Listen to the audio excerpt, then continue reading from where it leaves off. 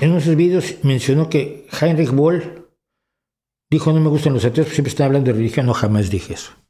Es una tontería que dijo Heinrich Böll.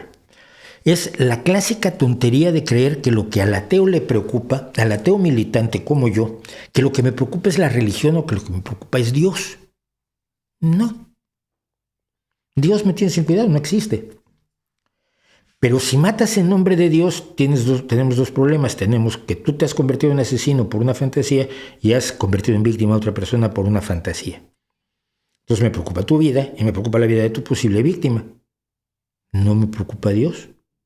Si la religión no hiciera que cometieras las barbaridades que se han cometido, como las que acaba, por ejemplo, de reconocer Benedicto XVI, no creo que número tenía Benedicto, creo que sí, 16.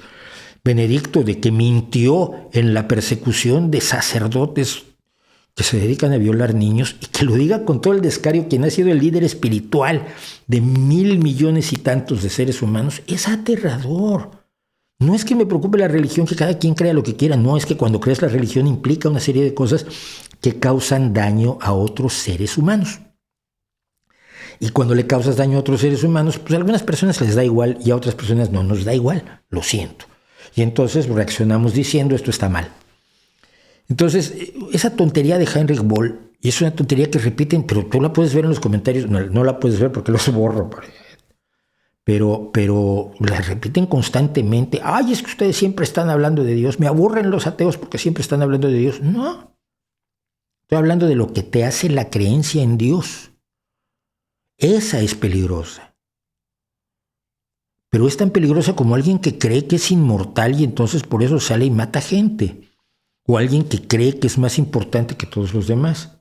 Eso es lo que me preocupa como ateo. Como ateo militante, es las consecuencias que tienen las creencias religiosas, el dolor que causan, la tortura, la exclusión de gente, la persecución de personas porque son mujeres, porque son homosexuales, porque son altos, porque son bajitos, porque son esclavos, porque son negros, porque son de otra religión, porque son de ninguna religión. Las consecuencias de las creencias es lo que me preocupa, pero claro, a gente como Heinrich Böll pues no puede asumir algo tan complejo y entonces se va a lo simplón, porque sabe que si hace una frase siendo premio Nobel de literatura, lo van a tomar como si tuviera alguna relevancia lo que dijo.